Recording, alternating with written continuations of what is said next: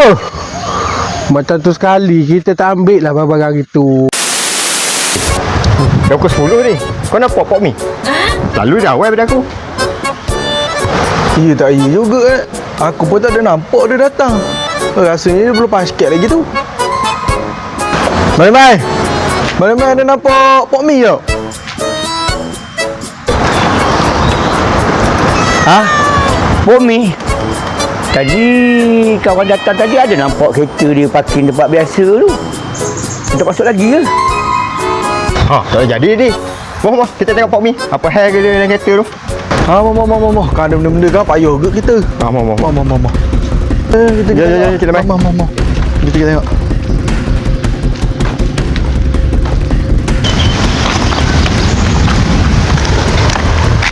Ha, tu saya Mi.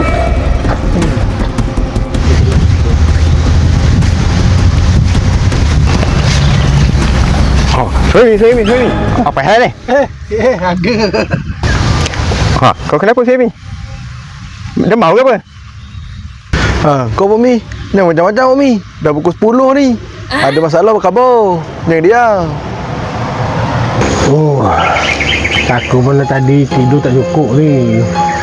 Rasa hati tak tenang je. Tu tahu apa-apa hari ni rasa tak tenang je hati aku ni. Mi, kau jangan macam-macam Mi. Ke kau ada ambil barang yang bukan-bukan Mi? Jangan Mi. Macam tu sekali kita tak ambil lah barang itu. Jangan kau bukan-bukan aku badan besar macam ni kau bukan-bukan lagi. Awak tak tenang kan? Awak ada satu tempat yang tenang je. Mi.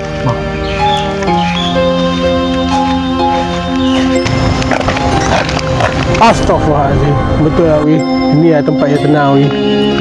Kau lah sahabat aku Wi.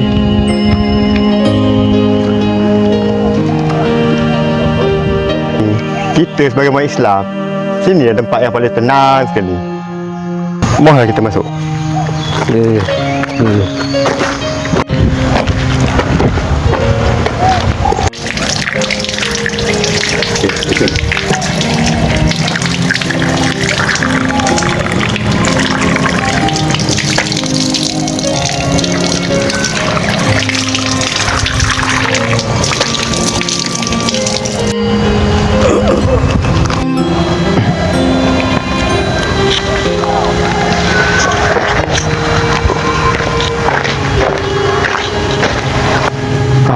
Mana je, Pok Mi?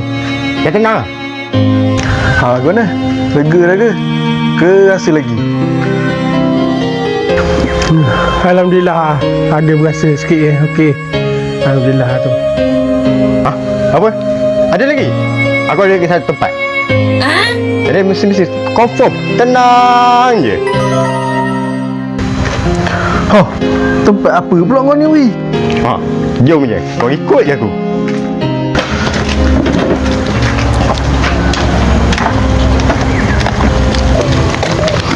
Ui, ni tanah perkuburan. Kau Wi, Rodon ni sehat lagi. Tapi betul lah, ni lah tempat paling last. Tapi belum masa Wi, macam gitu. Betul kan? Aku tak salah kan? Hei, Wi, kau janganlah gurau macam ni, Wi. Lain kali jangan, Wi.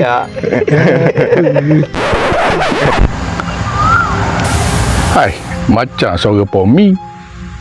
Awi. Apa dia buat ni kat kubur ni pagi-pagi ni? Beratlah geng-geng ni.